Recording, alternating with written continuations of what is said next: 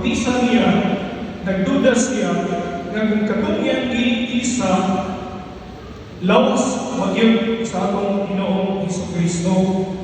Now, according to the teaching of the church, kami mga pari, every time na among ipatiyon ang among kamot ngadto sa pan o sa vino, ini ka konsagrasyon, kanang itaw kong epeklisis, o pasabot ang Espiritu Santo, munaot siya, una kabantay mo ang pagkampo sa pari, inon ipadala ang imong Espiritu, harong mahimo kini, lawas o dulo ni Jesucristo ang Ginoo.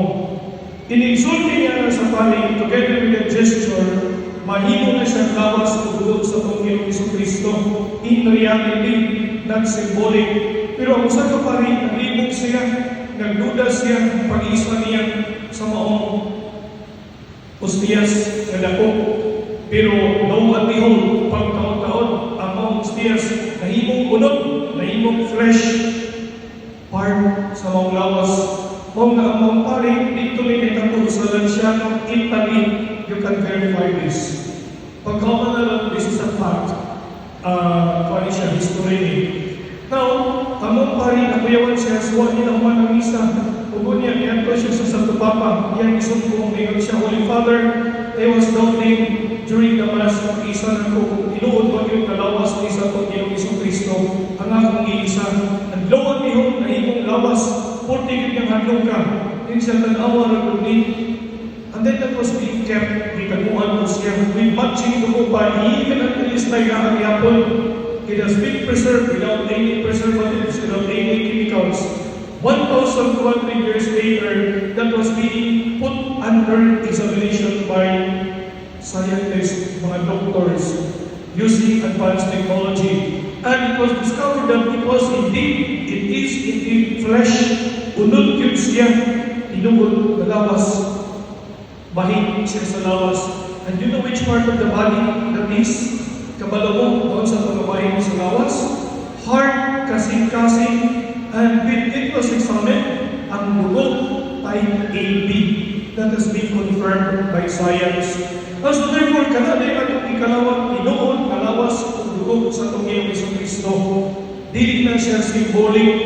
That is why katong mga nagduda, wani isang pagkuyawan ko, nawa mo tuo, na lawas na sa Panginoon. That is not symbolism only, that is real presence of the Lord. Kung dagdag pa mga milagro, kung pwede ninyo ma-research sa internet, i-google ninyo, ma-verify na inoon, and that is being supported by science. Ningon ang science, we cannot explain this, nga lang tapos siya. Because indeed, it is the real body of our Lord Jesus Christ, whose feast we are celebrating today. Karoon na itong isahulong ang fiesta sa mahal na lawas o dugo sa atong Ginoong Jesucristo. In the Gospel, the Lord said, I am the bread of life. Ako ang pan sa kinabuhi. Kinsa kumukaw ka ako maghangkod o kinabuhi dayon. Usahay kung masakit ka, like for example, ubon ka o sipulol ka, what vitamins would you take? Sa mga vitamins, inuha ngayon tomorrow. Vitamin C for strong immune system. Once na mo inom galing ng vitamin C, the greater possibility is palingko na imong immune system. Dako puruhan na maayong imong sipon o kanimong ubo, kung di ka kami kayo. So therefore, whatever we're taking, naagin sa epekto sa panglawas ni ay, mo tumar ka og vitamin B, kung parang luya ang imong unod, kapoy na puy-puy, mo arang-arang ka. Sa una sa trabaho, pag-call center, ang akong duty, kadlaw na ko, alas 12 sa kadlaw, hindi ka alas 12, alas 3, wala magyamang na, kaluka na yung kayo. What did we do?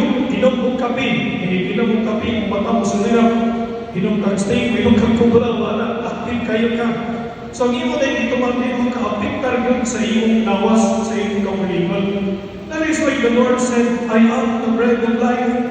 He who eats this bread shall have eternal life. Muna napakalog na ni Kristo sa iyong lawas. Kaya naman, gusto niya na mag-alcohol na o kinabuhin dayon. Sometimes we pray, mayroong Panginoon, tagay ko taas para kinabuhi during our birthday ito. May birthday na ito, maghangyak na sa Ginoo. Ginoo, hinaot ta na many more birthdays to come. Naghanot ta mga birthdays, pero namatay ka. Ano man namatay man, hindi ko na Ginoo. I do not want to give you more birthdays to come. Dili ko ganahan nga muhatag nimo taas na kinabuhi, kundi muhatag ko nimo kinabuhi way katapusan. Di ba mas nakuha siya kay way katapusan? Ang imong ipangayo gamay pa. Kung ipay taon na natang birthday para na po yung birthday gift next year. Pero ang Ginoo said, no, I will not give you more birthdays to come. I will give you life everlasting. And that can happen when we commune in the Lord. Sa panahon na kita mangalawan. Muday ang Ginoo yan, kaya nagyan kang galing mo na ito sa panahon na mangalawan na, kaya para kita makangkol ang kinabuhin na yun. And why it is that when it was examined by scientists, the part of the body nga yan gihatag na ito, in the Holy Eucharist, di pangalawan na ito, is heart, nga nung di man kiting, nga nung di man kuko, nga nung di man buhok, tungod kay ang kasing-kasing simbolo sa gugma na sa ato palaya ang Ginoo, yang gihatag ng kaugalingon dinhi kanato, gihigugma dahil kaniya, ipangga dahil kaniya, muna naganahan sa kapagan ng buhok, kinabuhi dayon. We cannot believe this mystery should we not have grace from the Lord. Di kita matuon niya ang isulti kung wala tayong grasya sa Ginoo ang itawag ko, faith, pagtuo. And that can only happen when we have the virtue of love, charity. May nabulan na ang matuo kanya na kung nahimugma ka sa Ginoo. Pero kung huwag ka mahimugma sa Ginoo, di ka matuo. When the priest would give us Holy Communion, he would not say, symbol of the body of Christ. Kundi mayroon siya, the body of, sa isang fire. The body of Christ, kung sa iyong tubag. Kung sa tubag ninyo. Kung karoon sa tubag, kung sa tubag.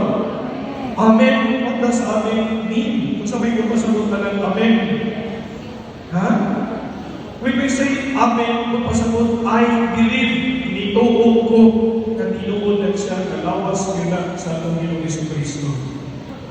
Speaking of communion, ako lang i-insert. There are two ways of receiving Holy Communion. Doon ay huwag kang mapamaging sa pagpangalawan. First, quickly sa nila. But then, when you receive Holy Communion by tongue, kung mangalawan mo, pinagi sa nila, karuha ang pod, kaya naman, ang pari mag-ibig man, mayroon lawas ni Kristo, amen. Ligawa sa nila, kamagana po, maglibog ang pari, kunya, imong ihungin sa nila, buko ko ang nila, imong palibutan sa kamot, buwan ang kamot. So sa may tabo, mahog ha, Hostiyas, pusta lang, kaya para di maglibog ang pari. Should you prefer receiving Holy Communion by tongue, hipo sa imong kamot, kunya, open your mouth, then ipagawa sa imong nila. Ang uban doon, may nutang, lawas ni Kristo, sigalang mata. Dito mo, di mong yun, kapari mo, di mong asang nila kay nutang. Pagkaman, umagagamay, lawas ni Kristo, amen. Nagkatala, pagkaman ang pari, pagkayaman, kay happen several times with us, hamo mga pari na, ano i-sud sa bakbak, di ko pa nagkalitan bakbak, yung baga makay-lipstick ko, kamos pari nagkapuwa, mura nang nagkadugo-dugo, mura nang nagpaakan. At sunod na alawag, di na manalawag, kaya parang sukamot sa pari kasaman.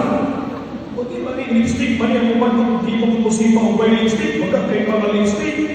Pagkauman na naroon, ang uman pa yun, amin mo niya, abdi kayo mo ka, ang kamot sa pari, matipid yun tinoon, kaya nagkatinibay ka muna, kaya ang pari mo na, ang pari, lawas ni Kristo, ipas lang ito rin, pagkauman mo ito na yun. But that's not the proper way of receiving Holy Communion. Should you want to receive Holy Communion by tongue, open your mouth wide. Pagkauman, ipagawa sa nila. Pagkauman na lang, ihatag sa pari. Now, kung ganahan ka sa kamot, the proper way of doing is left over, right. Ibabaw ang wala. Ubus ang kubo. And then, ayaw ikungkok. Iana siya, straight siya, kaya para di maglisod ang pari o utang. Left over, right, ang left, ang wala sa ibabaw, ang tuwag sa ilaw, pagkauman, straight, plain, anak, straight siya, ayaw ikot ko, pagkauman na nun, kuwaan sa iyong tuong na kamot, niya ihungit. Ayaw ang tilapin. Hindi mo na taga-tilap ng pulburon. Kuniti sa imong kamot, kunutan. Dili kayo, hindi mo tilapan. Hindi mo na kunito sa imong kamot, kaya kanunin mo. And then do it on the side. Ayaw na ang ostiyas dito sa imong bangko. Kaya it happens several times. And some people bringing the Holy Eucharist on the kamot. Pagabot dito sa likuran natin, ibang ang ostiyas bangko, unya nag-take space. Napalit sa hangin, ang ikaon sa iyo, ang ostiyas. Ang ilong na inasantos na rin mo na yung malaan niya. Ang ilong na yung kalawag. Ang tao, ang pagkakas ng nagkabaho. And then, when you receive Holy Communion by hand, make sure na limpyo ang kamot. Kaya several times, it happened to me na nagpakalawan ko, ano man yung mga daghang number, yung kamot lagi, ano man yung mga daghang number. Tingon, ikan magpupunipos pa sa praise pa din, o yan, isimba lang ko, kaya ngayon ko ba, simba ka ng makadaon ko ba? Simba ko ba, si makadaon? Ang uban po na mga kuko, daghang kaya mga ito-ito, murag, kukos naman. Kawan na lang, hindi nagkawan kuko. Yeah, other people also would receive Holy Communion. Some priests were complaining. Na naman, abay kay Panginoon, gawas ni Kristo, amin, kung di lagi kakuwag kangas pa, gawas sa nila, pero pari, kahapon makuyapan, kabaho naman ang nihapon sa banto. Murang tumukus, murang tumusa. When we receive Holy Communion, we have to make ourselves clean po, di ba? Mag-impyo, maligo, mag-brush before coming. Yung mga ninawayo na ni Panginoon, I will just really, you know, when we come to the Holy Mass, wapo mo ang pagyan, kanya pagkaman humungkol, para yung lingkuan sa pari, di makuya pa ng pari, di ba makaana, hindi pakalawang, yung kaarti po ni Panginoon, pag-aana pa mo pakalawang doon. And then one priest also was complaining, he was celebrating Mass sa mga bana. I don't know which group na siya, mga bana at nalimba. Of course, together with their wives at the back. And then the priest was complaining to the wives, ano naman, may kamo mga asawa, kaarong yung kaya gawa ninyo higugmay ng mga bana. Ino na yung mga asawa, higug pa, Father Roy, pinanggang na mo. Kaya na paling dito mo to, ano naman, tanawan mga simon sa inyong mga bana, kundi mag-aas mga lumot, mga tuyong. Pari, magkuyawan ng pagkalawan, kasi masuksog ang kamo sa pari, kaya mga bumot, kundi mag-aas, nagkong kayo. Kuyaw kaya pa, kamo sa pari magtulong. Nagapay mga bana niya, mga bana, sa mga kanding, mga bana. When you love your kanang husband, magpapuhin, hindi pa rin yung bana na puti na kuha.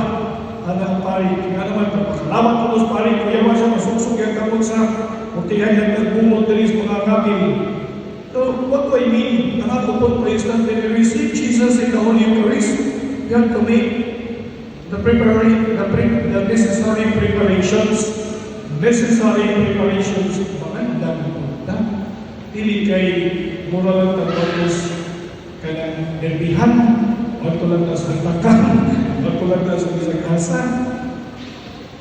And then also, a very good preparation is the interior preparation. Kanang pagpangandang sud sa atong kaugalingon. We cannot receive Holy Communion under the state of mortal sin. Ang sa kataon kung doon na galing kayo sala kamutan sa itong pagbukat na sala, grabe na sala, ayaw yun pagpangalawat. Naman, ang imo silot times 2. Times 2. Yan ba yung kaunya, Father? Yan na naman yung kayo kung mahimusa sa Ginoo. That's a very good intention. But they make the necessary preparation. Na naman kayo mortal sin, mabak na siya sa grasya sa Ginoo. What should I do then? Go to confession first. Isang ulan. Di na pwede sige pagpangalawag, sige pangalawag, gabay ni katuwing, gabay ko isang bata ang mga kalagya na isisi na, nagkanag kayo ng mga kuwan, nagkanag kayo ng iling ng mga kuwan sa taon na nagigtip kung yun ang pagpapunga, hindi na katawag ng sibuya sa mga kuwan, maganda na tayo. So you have to clean that first. Kung naka kayo mong pansin, o kung ano lang kayo dakong nasala, ayaw pagpangalawag. Kung ganahan ka ng mga lawak, mag-isang ulan, and after going to confession, you can go to Holy Communion. Brothers and sisters in the Lord, importante kayo magklaro yung mga butangan nato. Because this pertains the salvation of our soul. Naglakbit pag-uwi siya sa kaluwasan sa pagkalan. We cannot just be receiving Holy Communion and then you're not sure, is that really the body of Christ? It recently ang lawas kita sa itong Panginoon sa Kristo. Please thank God.